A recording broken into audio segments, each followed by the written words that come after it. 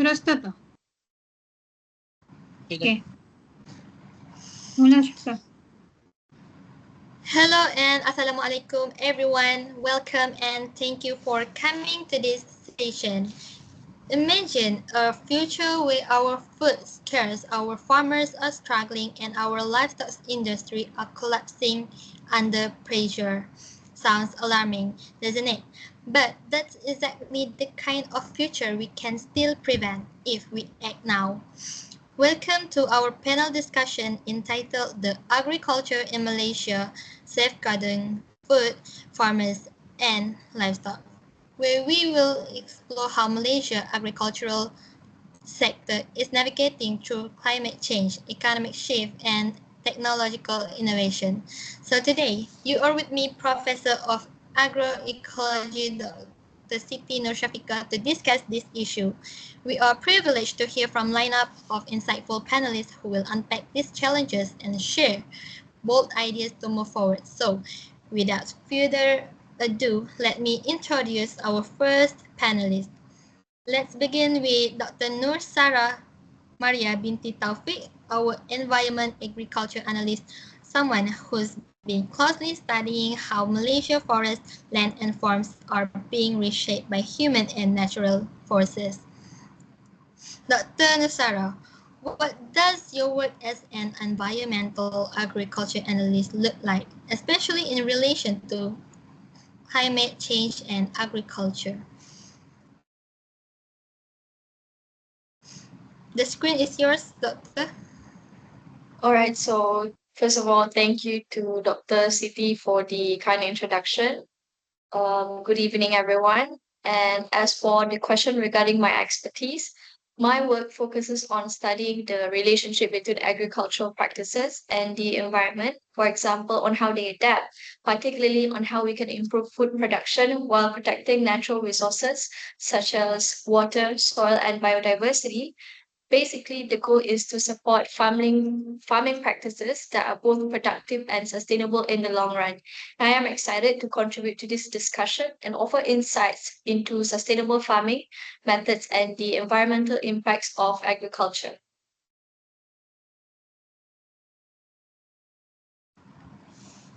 Thank you. Thank you, Dr. Nusara. It really sets the stage for why reform is needed. Now joining us, Dr. Muhammad Amirul Ashraf, our food security and climate change analyst. And I must say, looking quite dashing this afternoon, Dr. Amirul, you work at the intersection of food security and climate change. From your perspective, how well is Malaysia prepared to ensure stable food access in an increasingly unpredictable climate, especially of our most vulnerable communities? Thank you to our moderator, Dr. Siti Nur Shafika. Malaysia has made commendable progress in addressing food security, but there is still much work to be done, particularly for vulnerable communities. Our food systems are heavily reliant on imports, making us susceptible to global shocks, while initiatives like urban farming, smart agriculture, and climate resilient crops are gaining traction, that we need stronger policies, investments in local food production, and support system for smallholder farmers. Climate unpredictability, be it floods, drought, pests, or threatened food access, hence the national resilience depends not just on food availability but on equitable distribution, sustainable practice, and adaptive governance.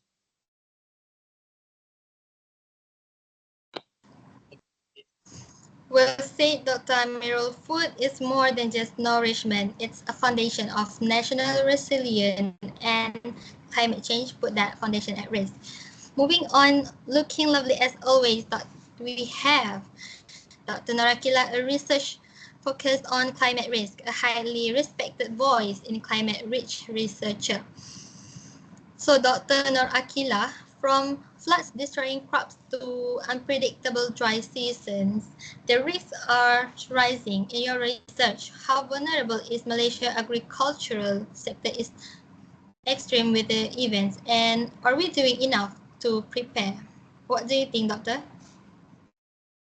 Thank you, Dr. Siti Shafika, and good evening to all of our panelists and our lovely moderator. Based on the question, and my opinion, Malaysia's agriculture sector is highly exposed to extreme weather. Floods, droughts, and shifting seasons are already affecting crop yields and farmer livelihoods.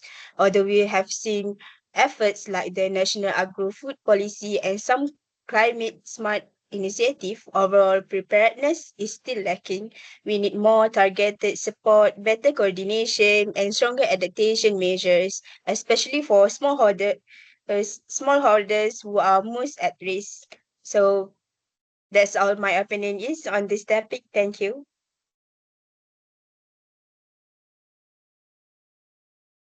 Thank you, Dr. Akila. That's quite alarming, especially the lack of long-term preparation you highlight. Clearly, this is not just nature acting up, it's wake-up call. So, completing our panel is none other than Dr. Noor Shahira Shafiqah Sukut, who working as sustainable farming consultant. Looking elegant as always, Dr. Shahira brings a voice that speaks with the farmers, and today we are excited to hear her views. How are you today, Doctor? I am fine. Thank you for asking, Dr. Siti. It's feel really great to be part of this panel discussion today, and I hope everyone on the panel is doing well too. And that's So, Dr. Shahira, I have a few questions for you. Do you really think there are solutions to climate change, especially when it comes to agriculture? Thank you for the question given just now, Dr. Siti. To answer that, I do believe that we cannot stop climate change completely, but we can learn on how to face it better. It's not always about the one big solution. Sometimes it is the small changes in how we grow, consume, and manage food that makes the real difference. That is what I'll be discussing more in my part later.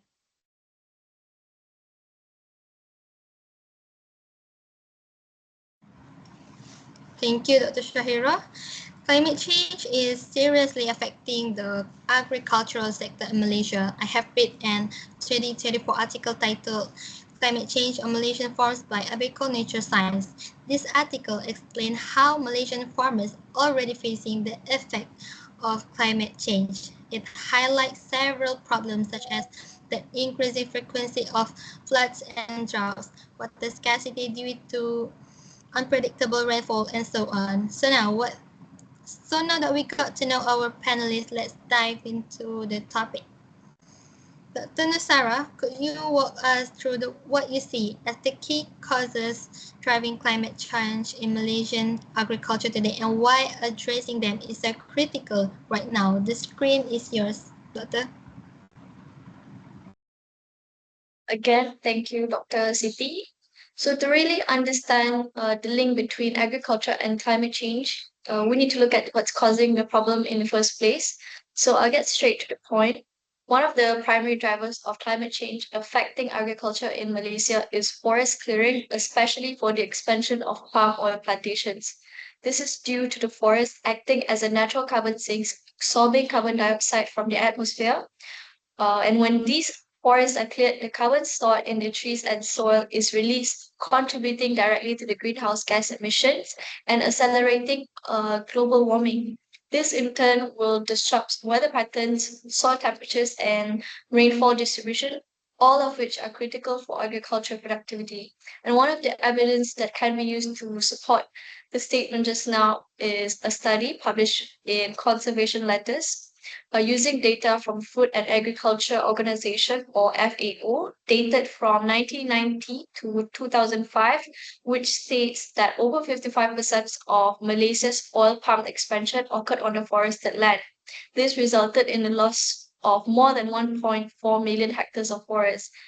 This data also shows that just how much we need to think land use policies as short-term gains from expansion may not be worth the long-term climate risk, especially for vulnerable farmers. And that's on point number one. Next, Another major contributor to climate change is methane emissions from livestock farming. And for everyone's information, methane is a far more potent greenhouse gas than carbon dioxide with a stronger heat trapping effect. And in Malaysia, livestock, especially non-dairy cattle, emit a significant amount of methane through digestive process and waste handling. And according to 2021 study titled The Trends and the Projections of Greenhouse Gas Emissions by the Livestock Sector in Malaysia by A.E. Azizi and colleagues, non-dairy cattle alone account for 73.91% of methane emissions in the livestock sector. Another animals such as buffaloes, goats, dairy cattle, and pigs also contribute, though to a lesser extent. And by this statement, I believe that reducing methane emissions is crucial not only for the environment, but also for long-term sustainability of livestock production. And solutions such as improved feed management, biogas systems, and better manure treatment can definitely help mitigate this issue.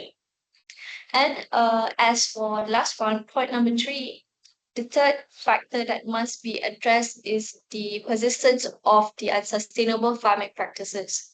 Unfortunately, in this case, many Malaysian farmers still rely on the heavy use of chemical fertilizers and pesticides, often exceeding safe or efficient levels. For example, over irrigation is also common, especially in rice cultivation. These practices can actually lead to soil degradation, water pollution, and lower long term farm productivity. In a report by Madi and findings from local university highlights that such unsustainable methods can increase vulnerability to droughts, pests, and soil erosion, which means that climate change impacts are not only environmental but also directly affect the farmers' income and food security.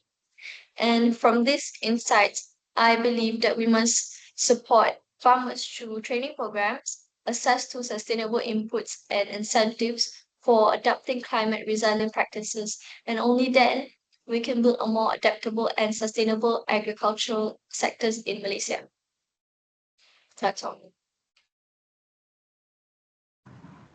Thank you, Dr. Nur Sara, for that insightful overview. Dr. Amirul, when we talk about climate change, it often feels abstract. Melting ice caps, rising sea levels, global temperatures, but in your work, you see how it translates into something far more immediate. The food on our plates, the income of our farmers, and the future of our rural communities. Could you help us understand what this climate disruption really means for Malaysia's agriculture and livestock industry and why action is so urgent right now? Dr. Amirul? Thank you, our moderator again, Dr. Siti Nashafika. As you know, climate change is no longer a distant threat. It is a reality that is already impacting our environment, our economy, and very food mentioned agriculture, which play a vital role. Which mentioned agriculture plays a vital role to feeding our population and supporting rural livelihood, and particularly vulnerable to the shifting climate patterns we are witnessing. Over the past few decades, temperatures have risen and rainfall patterns have become more unpredictable. These changes may seem gradual, but their effects are profound and far-reaching. Take rice, for the example, which is a staple food for Malaysians. Rising temperature, irregular rainfall have already begun, and effect rise here. Scientific studies warn that if these trends are continuous, rice production could be declined by as much as 18% in some areas. This is a staggering figure that threatens not only food availability but also livelihood of countless farmers who depends that threatens not only food that depends on rice cultivation.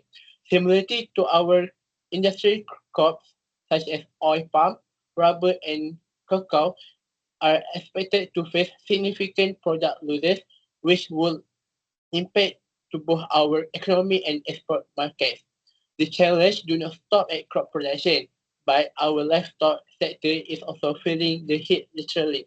Increasing the temperature can cause heat stress in animals, which reduce their productivity and compromise their health.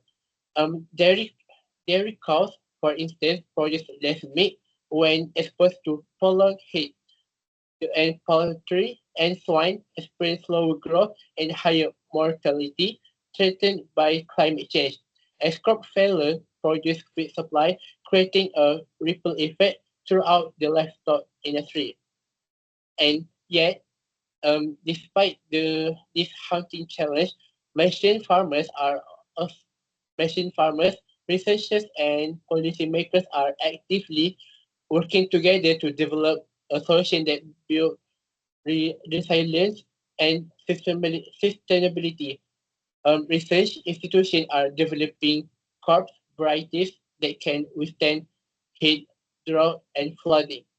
Sustainable farming practices such as crop diversification, organic farming, and conversion agriculture are being promoted to improve soil health and reduce environmental impact. Technological innovation like precision agriculture and smart irrigation systems help farmers optimize water and resource use, making their operations are more efficient and climate resilient. In conclusion, if the effect of climate change on Malaysia agriculture and livestock are serious and demand urgent in action. However, with innovation, collaboration, and commitment, we can overcome this challenge and reduce the problem that we face nowadays. So, as a Malaysian, we should know how to make sure the farmers and the agriculture in Malaysia can be always continue to produce the food in a good way. That's all for me.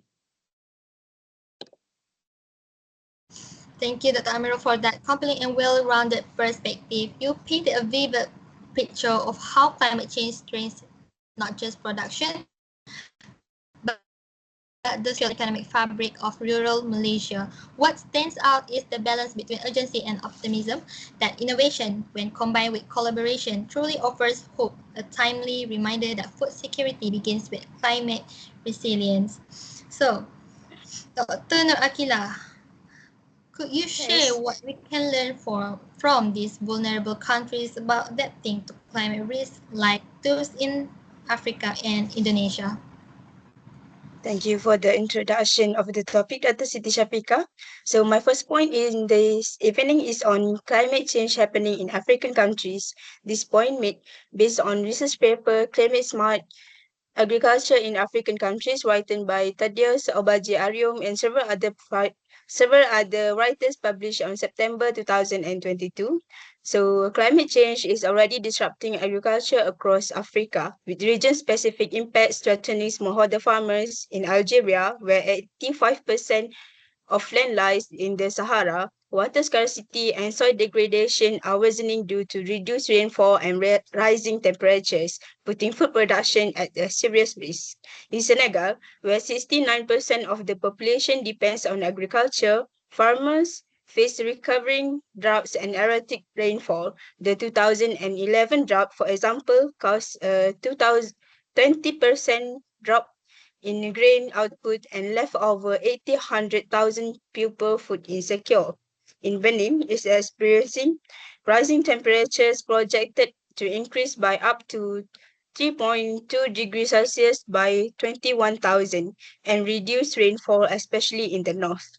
This could slash agricultural productivity by 5 to 20% by 2025, threatening livelihoods in a country where over 80% of the population relies solely on the farming.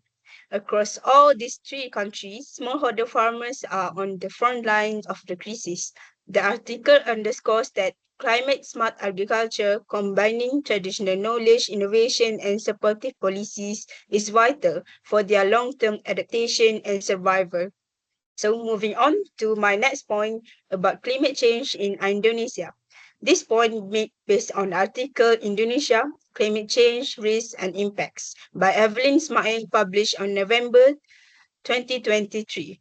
In case of Indonesia, they have over 17,500 islands and 150 million people living in coastal areas, is highly vulnerable to climate change. The capital city, Jakarta, is the fastest sinking city in the world. 40% lies below the sea level, and some areas are sinking at 27 centimeters per year. Rising seas threaten millions and may cause up to 40.2 billion in infrastructure damage. The country faces increasing extreme heat with projections showing heat waves could last 80,000% longer by 2020 2050. In October 2023, Jakarta and Tangerang faced 17 consecutive days of extreme heat, threatening public health, water supply, and food production. In Indonesia is almost prone to deadly peatland fires worsened by El Nino and land clearing for agriculture. In 2015, fires caused 16 billion in losses and nearly 91,000 excess deaths. This peatland, while only 3% of the Earth's surface, store massive carbon reserves, making fires a major global climate threat. Despite being one of the most at-risk countries, Indonesia is also a major emitter. Nearly 90% of its energy comes from fossil fuels. Land use, including deforestation and fires, accounts for about half of its emissions. The government aims to cut emissions and phase out coal by 2040. However, without bold and immediate action, the impacts of climate the impacts of climate change will continue to endanger Indonesia's people, economy, and environment. So that's all from me about climate change impact on African countries and Indonesia. Thank you. Thank you, Dr. Nur Akila, for widening our lanes from African droughts to Indonesia's sinking coastline. Your insight highlight that climate risks are both global and deeply personal, but they also reveal that resilience is possible when we align knowledge, policy, and action. A valuable lessons for Malaysia as we prepare for what ahead.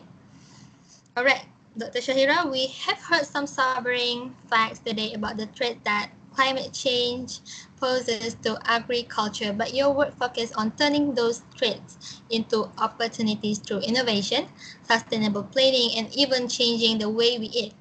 Could you walk us through some of the practical solutions that farmers and communities in Malaysia can adopt right now to move toward a more climate resilient future? Thank you, Dr. Siti. So, based on the insight shared by the first three panelists, we can clearly see that climate change has become a pressing issue for agriculture, not only in Malaysia, but also across the globe. In the light of this, I would like to share three practical solutions I believe can help our agriculture sector to deal better with climate change. So the first solution is we need to promote the cultivation of perennial crops. Before I go further, I would like to ask the other panelists, do you guys have any idea what perennial crop is? May I, Dr. Shaira? Sure. I believe a perennial crop is a plant that does not need to be replanted every season, right? Yeah, that's correct. And thank you for sharing your input on that, Dr. Ari. So basically, perennial crops are plants that grow back every year without needing to be planted again. And that is one big advantage over normal crop. There are three key points that I would like to highlight about perennial crops. The first is they can keep carbon in the soil for longer periods, which can help to reduce the amount of carbon dioxide released into the atmosphere. This is because the root stay in the ground for many years, so the carbon rarely escape into the air. Second, they use less water, less fertilizer, and less care than normal crops, which are making them more resilient, especially where resources are limited. Third, they help farmers to face weather change better, like during floods or dry season, because these crops are using deep root system, which are making them more stronger and last longer.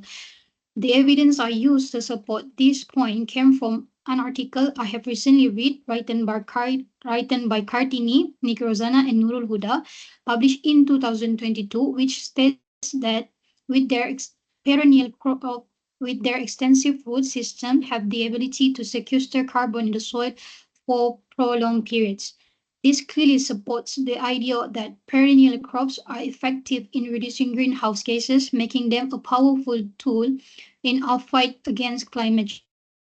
Another promising solution I think we should consider is the integration of plant factories, especially in the urban areas. So plant factories are indoor farms that use artificial lighting, hydroponic or aeroponic system and smart monitoring technology to grow crops in a fully controlled environment. Why is this important for Malaysia? Because climate change brings unpredictable weather patterns, prolonged drought, sudden floods and even heat waves. These conditions severely disrupt our traditional agriculture cycles, but with plant factories we can grow crops throughout the year regardless of the climate outside. Not only that, plant factories can also minimize land use, which is vital as agricultural land becomes scarcer due to urban development and soil degradation. They are also built closer to consumer, which can reduce transportation needs, lowering carbon emissions and food waste. The evidence I used to support this point came from the same article written by Kartini Nikrosano and Nurul Huda, published in 2022, which stating that plant factories can significantly reduce the carbon footprint associated with traditional agriculture.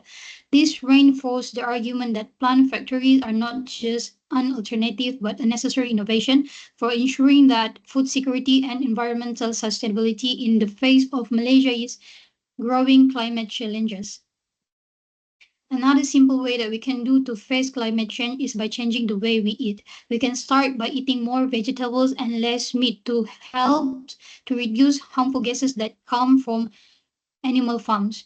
Plant-based foods like fruits, vegetables, and grain also use less land, less water, and less energy to produce. That means they are better for the environment. Besides that, we should try to eat local and fresh fruit.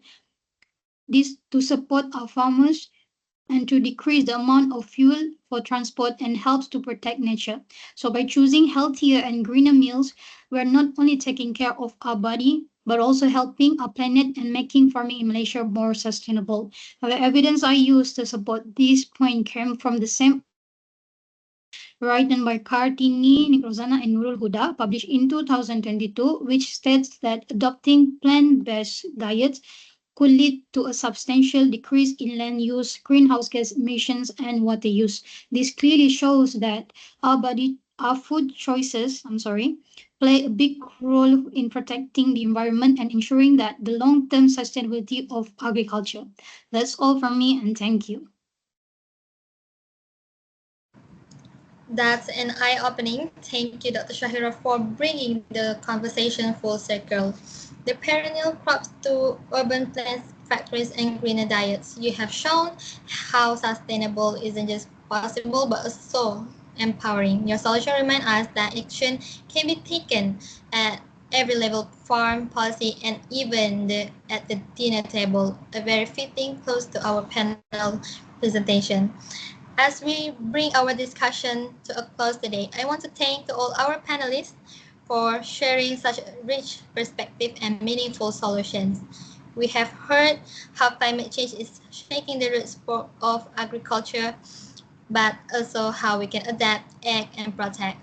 Let's not let today's insights stay in this room. Let them grow into action. Thank you again, and may we all continue to support our food, our farmers, and our future. Assalamualaikum.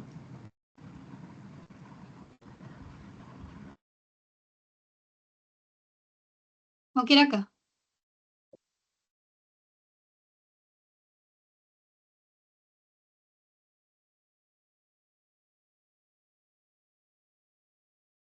Stop record ke? Berapa minit? Ada 29 minit. Dia ke? Cuba tengok.